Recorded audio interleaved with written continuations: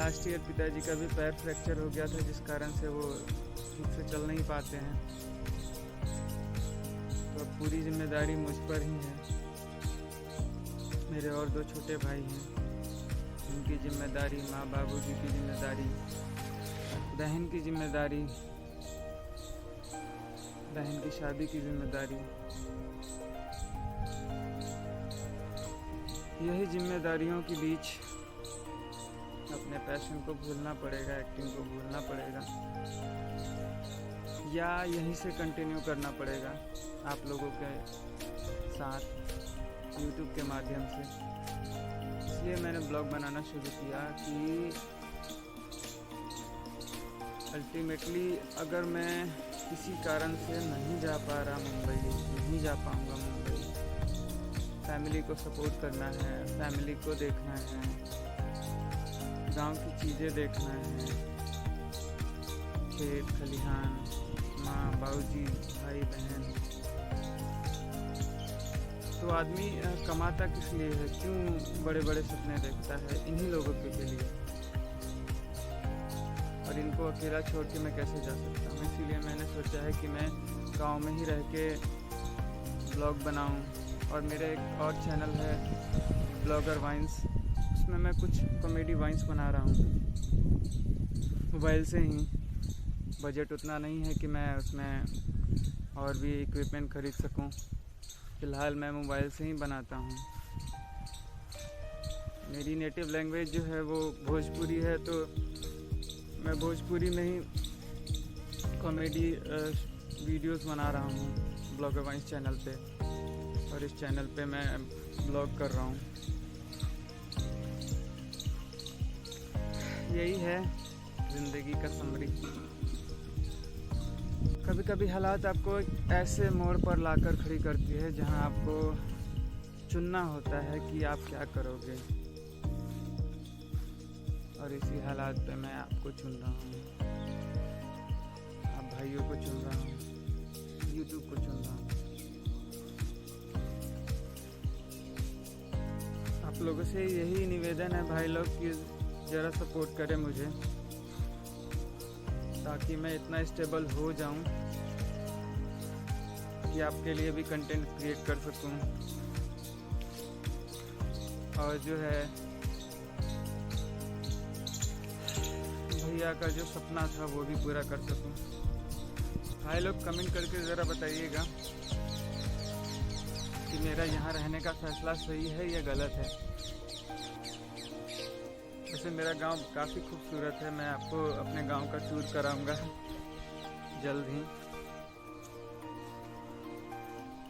आप लोगों का सपोर्ट बना रहे तो मैं आपको अपने खेत खलिहान, अपने सब्जी की खेती, अपना नाव, सोन नदी, ये सारी चीज़ें मैं आपको दिखाऊंगा।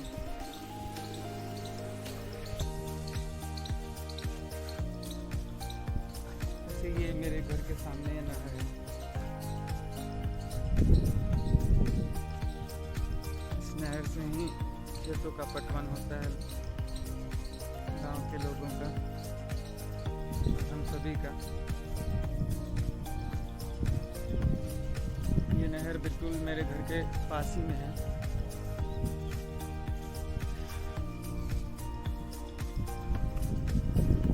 चलिए मैं आपको अपना घर, जानवर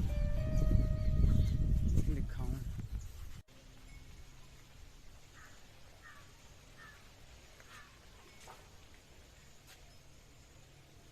मेरा घर,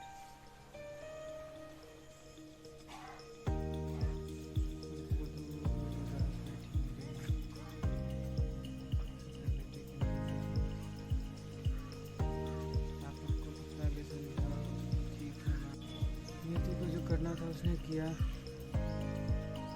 रोने का कोई फायदा नहीं है। बोलना पड़ेगा। माँ 1 महीना बच्चे से बिना खाए पिए एक रोटी को, जब हम बेटे का दर्द कैसे हो सके।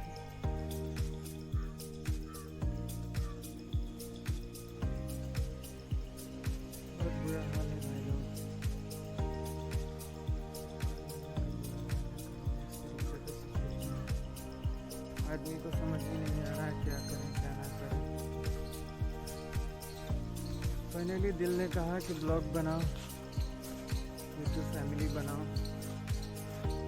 उनके साथ रहो, साथ ही साथ अपने परिवार का देख रेख यहीं से करो। नियति में होगा तो एक दिन मुंबई में इंटरव्यू बनाऊंगा।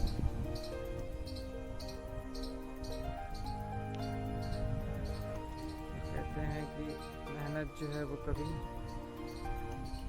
बर्बाद नहीं होती दोस्तों, मेहनत का फल मीठा होता है। आज मैं पापा से जिद कर रहा था खेत में चलने के लिए, लेकिन उन्होंने मना कर दिया, कहा कि नहीं।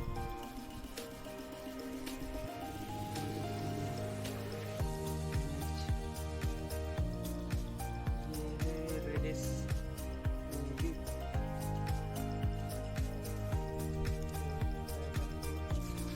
बड़ा है, ये देखिए खड़ी पत्ता, ये जैकफ्रूट का पेड़ है, कटहल का, ये बड़ा मैंगो, ये पपाया,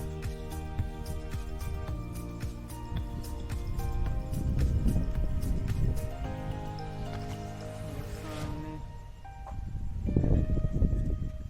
जैकफ्रूट का 2 पेड़, बागान।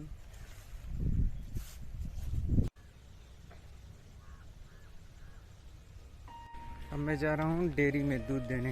आप देख पा रहे होंगे कि कैसे गांव के लोग जो हैं कैसे दूध देने जा रहे हैं।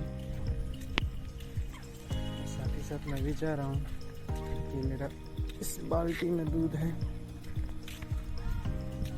और ये देख रहे हैं सभी लोग दूध देके जा रहे हैं, कुछ लोग वापस आ रहे हैं।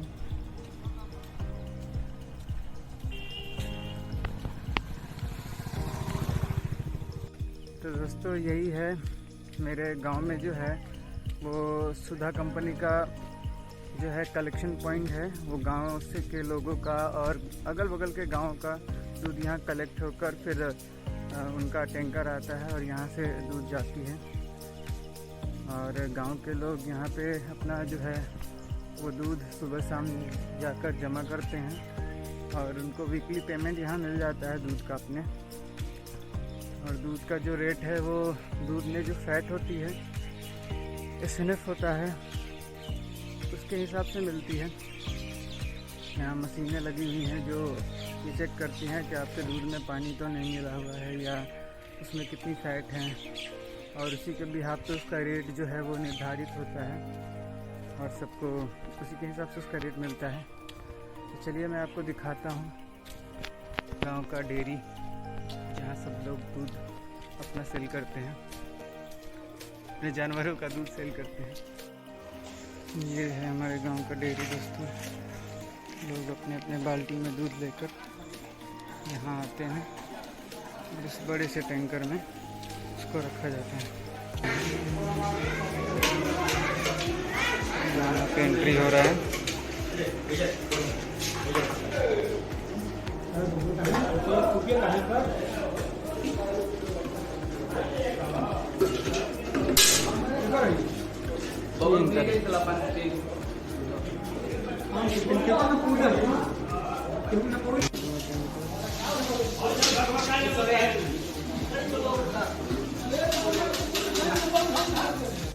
यहाँ लोग पैसे के लिए लाइन लगे हुए हैं।